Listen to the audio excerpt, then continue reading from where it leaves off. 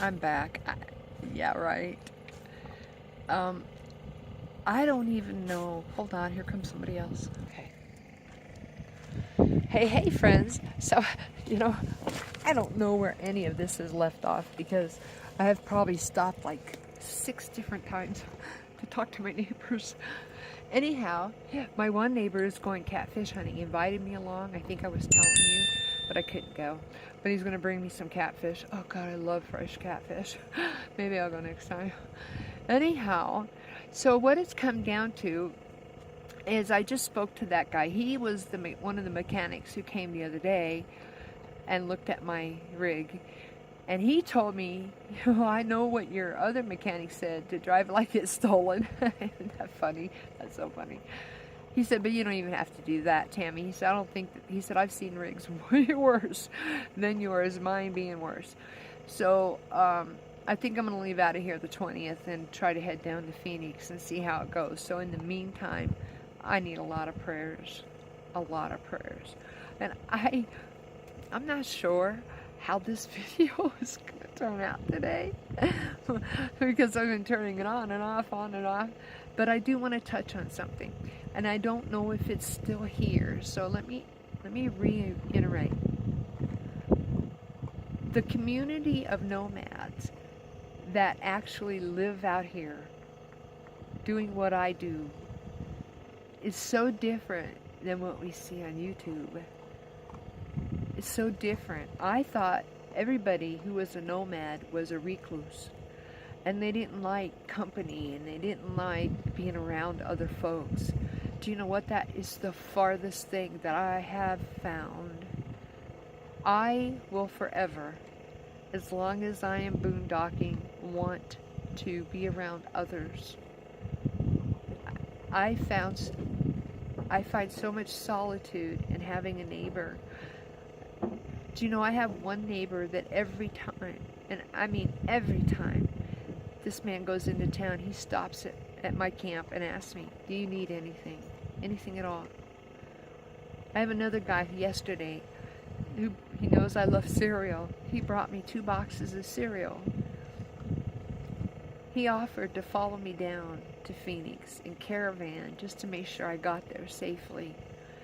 You know, out of the probably 25 or 26 people that are boondocking in the same exact area that I'm in right now, there are only 2 females. But with that being said, I have been shown no disrespect.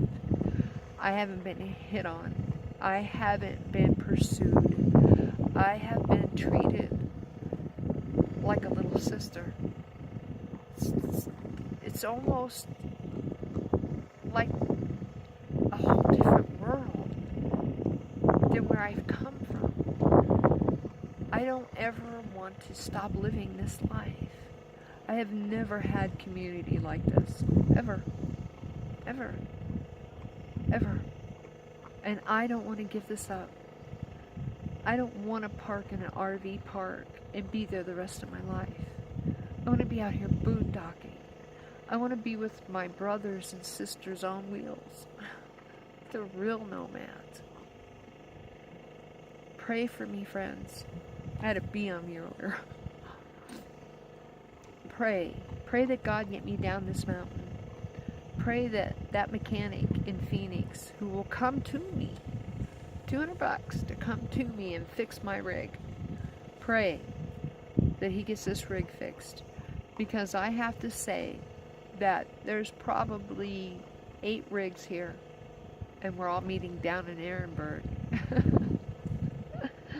And tomorrow, the kid who, he's not a kid, the man, the man who came over and lifted my truck with his friend and told me to drive it, he's going to take me into town so I don't have to go early, so I can get water and a few supplies at the grocery store, because the fact is there's no reason for me to take my whole rig in.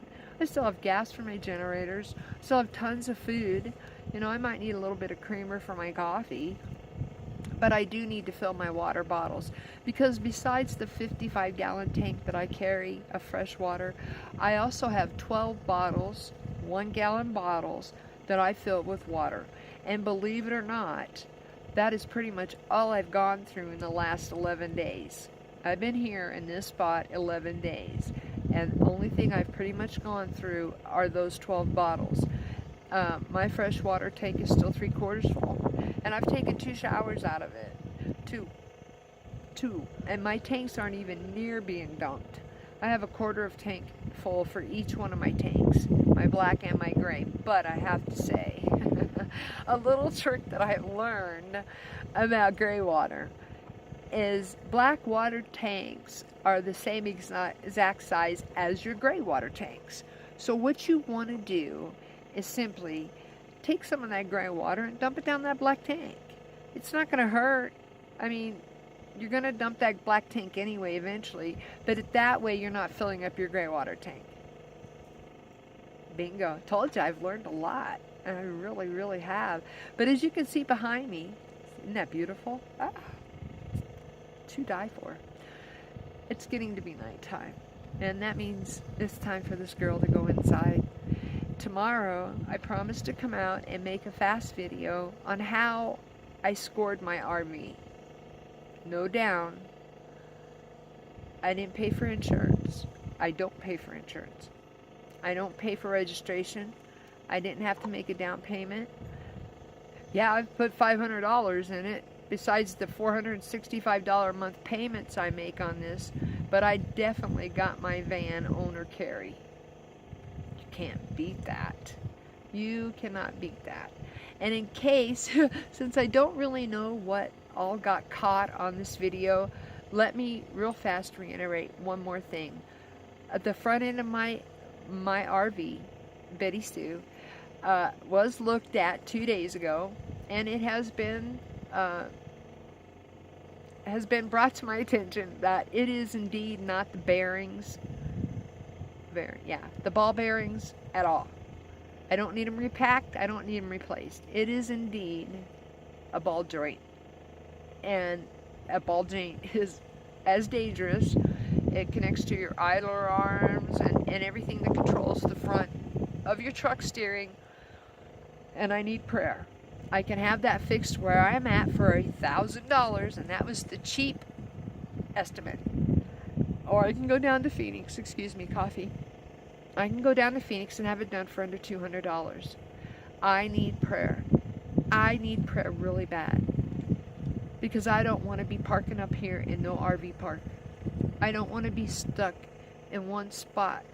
That's not why I bought this RV. I want to travel. I want to run with the 70-degree weather.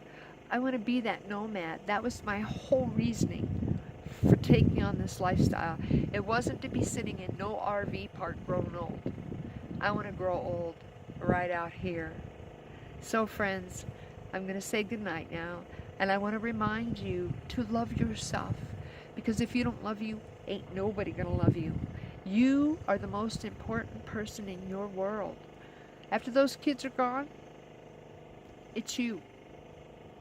You matter. Just you.